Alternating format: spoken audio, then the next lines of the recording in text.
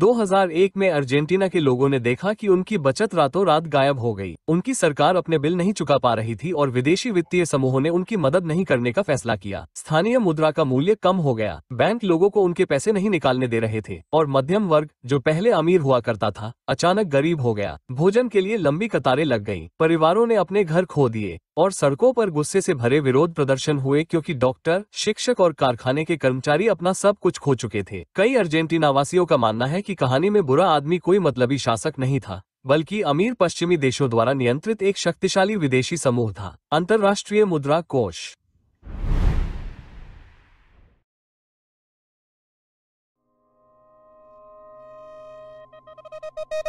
यह एक बार की बात नहीं थी, वे आमतौर पर ऐसे ही काम करते थे।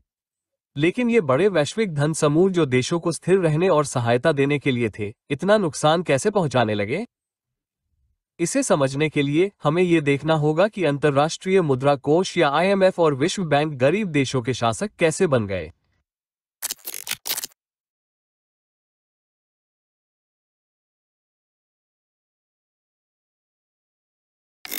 वर्ष 1944 है। द्वितीय विश्व युद्ध अभी भी यूरोप को चीर रहा है, लेकिन युद्ध खत्म होने से पहले ही 44 सहयोगी देशों के नेता न्यू हैम्पशायर के ब्रेनवुड्स में मिले। वे दुनिया के पैसे को काम करने का एक नया तरीका बनाना चाहते थे।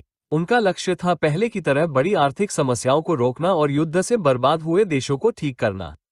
इस बड़ी योजना से दो बड़े समूह बने, अंतर्राष्ट्रीय मुद्रा कोष या IMF और विश्व बैंक। IMF एक वैश्विक धन चिकित्सक की तरह था, जो देशों को उनके पैसे को स्थिर बनाने और मुद्रा दुर्घटना को रोकने के लिए नकद उधार देने को तैयार था। विश्व बैंक एक निर्माता था, ये बड़ी निर्माण परियोजनाओं के लिए दीर्घकालिक ऋण देता था, पहले युद्ध से प्रभावित यूरोप और जापान जैसे देशों में और बाद में गरीब देशों के विकास के लिए। उन्होंने कहा कि उनका लक्ष्य अच्छा है, सभी को बढ़ने और अच्छा करने में मदद करना। कुछ समय के लिए उन्होंने यूरोप और जापान पर ध्यान केंद्रित किया, उन्हें अपने पैरों पर खड़े होने में मदद की। लेकिन 1960 के दशक में लैटिन अमेरिका, अफ्रीका और एशिया के कई देश उन देशों से स्वतंत्र हो गए जो उन पर शासन करते थे। इससे एक नया मौका आया। इन नए स्वतंत्र देशों के पास प्राकृतिक संसाधन तो बहुत थे, लेकिन उनके पास पैसे, इमारतें या हुनर नहीं थे, क्योंकि उनके पुराने शासकों ने सब कुछ छीन लिया था।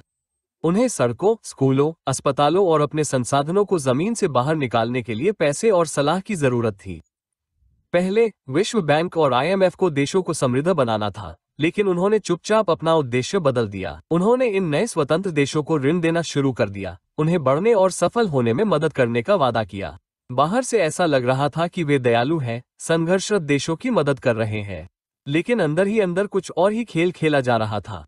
ये ऋण उपहार के रूप में थे, ये कर्ज थे, और इन समझौतों के छोटे छोटे अक्षरों में ऐसे नियम छिपे थे जो पूरे देश को बदल देते। उनके भले के लिए नहीं, बल्कि उन वैश्विक शक्तियों के भले के लिए जिन्होंने कभी उन पर शासन किया था। यह एक चतुर चाल थी, जो अच्छी दिखने वाली मदद को देशों को नियंत्रित करने के तरीके में बदल रही थी। तो उस छोटे से अक्षर में वास्तव में क्या छिपा था, और इसने शक्तिशाली देशों के लिए दूसरों को नियंत्रित करने का एक नया तरीका कैसे बनाया?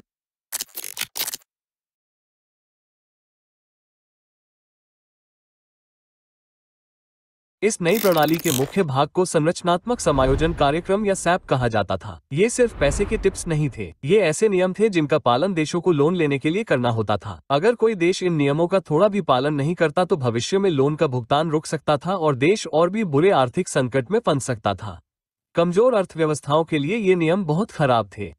इनमें से पहला था मितव्ययिता के उपाय। इसका मतलब है सरकारी खर्च में भारी कटौती, जिसका असर अक्सर सरकारी अस्पतालों पर पड़ता है, जिससे स्कूल बंद हो जाते हैं और खाने पीने और ईंधन जैसी जरूरी चीजों पर मिलने वाली सब्सिडी खत्म हो जाती है।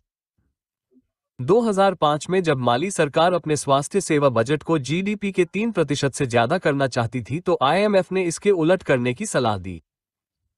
उसका तर्क था, शिक्षा और स्वास्थ्य क्षेत्र में वेतन में भारी बढ़ोतरी आखिरकार टिकाऊ नहीं साबित हो सकती। उद्धरण समाप्त। जो लोग पहले से ही संघर्ष कर रहे हैं, उनके लिए ये कटौतियां उनके जीवन को बदल सकती है। इससे कुपोषण बढ़ेगा, रोकी जा सकने वाली बीमारियां बढ़ेंगी और बच्चों की एक पीढ़ी शिक्षा से वंचित रह जाएगी। नाइजीरिया में पेट्रोलियम सब्सिडी को हटाने से आम जनता के खर्च में कटौती से बहुत तकलीफें हुई और परिवारों के लिए खाना खरीदना मुश्किल हो गया। एक सूत्र ने तो यहाँ तक कहा कि 1990 के दशक में उनके परिवार के पास खाने के लिए पैसे नहीं थे, क्योंकि देश में महंगाई बहुत बढ़ गई थी।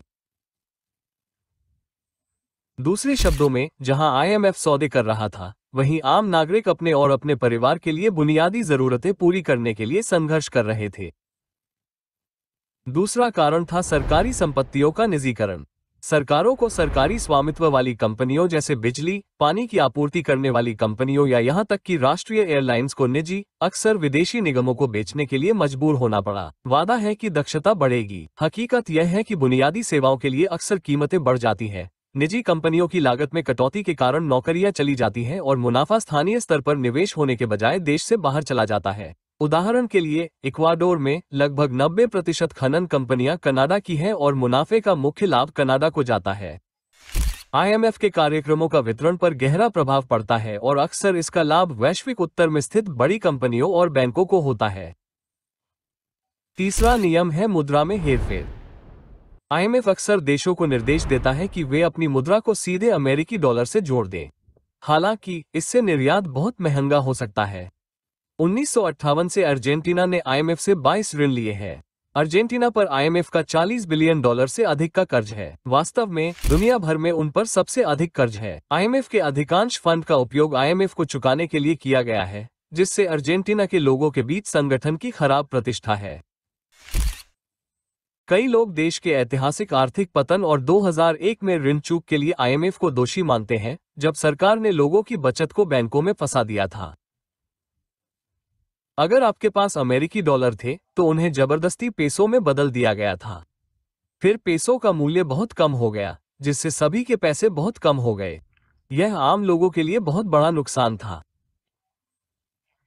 2024 की पहली छमाही में आंकड़े बताते हैं कि अर्जेंटीना के 45 मिलियन लोगों में से लगभग 53% लोग गरीबी में जी रहे थे और 18% लोग अत्यधिक गरीबी में जी रहे थे। ये नियम इतने सख्त हैं कि ये किसी देश की अपनी ही मुद्रा पर अधिकार छीन लेते हैं। लोगों द्वारा चुनी गई सरकार अब अपने बजट, अपने सामाजिक कार्यक्रमों या अपनी व्यावसायिक योजनाओं के बारे में अपने निर्णय नहीं ले सकती। यह वैसा ही है जैसे आप अपने घर में रह रहे हो, लेकिन किसी और के पास सारी चाबियां हो और वह तय करे कि आप अपने पैसे कैसे खर्च करेंगे। और जब आपको लगता है कि इससे बुरा कुछ नहीं हो सकता, तो एक बहुत ही खराब प्रकार का ऋण होता है जो सचमुच किसी देश के भविष्य को बेच देता है।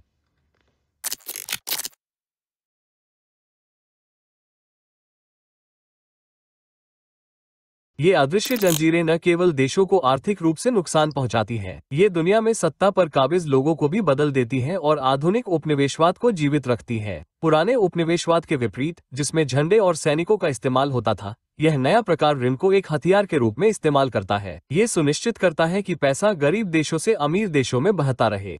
संख्याएं चौंका देने वाली है। 1960 के दशक से वैश्विक उत्तर ने विभिन्न माध्यमों से वैश्विक दक्षिण से $152 ट्रिलियन की भारी रकम निकाली है, जिसमें वित्तीय प्रवाह, ऋण सेवा और संसाधन निष्कर्षण शामिल है।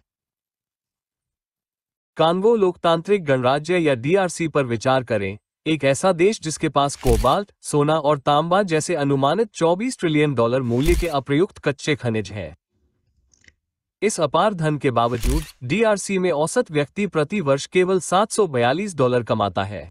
ऐतिहासिक रूप से बेल्जियम के राजा लियोपोल्ड जैसे लोगों ने अपने निजी लाभ के लिए कांगो का क्रूरतापूर्वक शोषण किया। स्वतंत्रता के बाद जब एक लोकतांत्रिक रूप से चुने गए नेता पैट्रिस लुमुम्बा ने अपने लोगों के लाभ के लिए संसाधनों का राष्ट्रीयकरण और उन्हें सरकारी नियंत्रण में रखने की कोशिश की, तो उन्हें कई स्रोतों से विदेशी तत्वों की सहायता का हवाला देकर हटा दिया गया। इसके बाद जनरल जोसेफ माप्तू जैसे पश्चिमी हितों के अनुकूल नेताओं को आईएमएफ और विश्व बैंक से भारी ऋण दिया गया, जिससे प्रभावी रूप से देश की अर्थव्यवस्था पर इन संस्थानों का नियंत्रण हो गया। 1970 से 1997 के बीच जनरल मोबू की तानाशाही के दौरान कांगो का विदेशी सरकारी कर्ज जीडीपी के 5% से बढ़कर 150% हो गया। 1970 और 1980 के दशक में मोबू को शीत युद्ध में सहयोगी के तौर पर समर्थन देने के लिए आईएमएफ, विश्व बैंक और सीधे सरकारों से कर्ज दिए गए।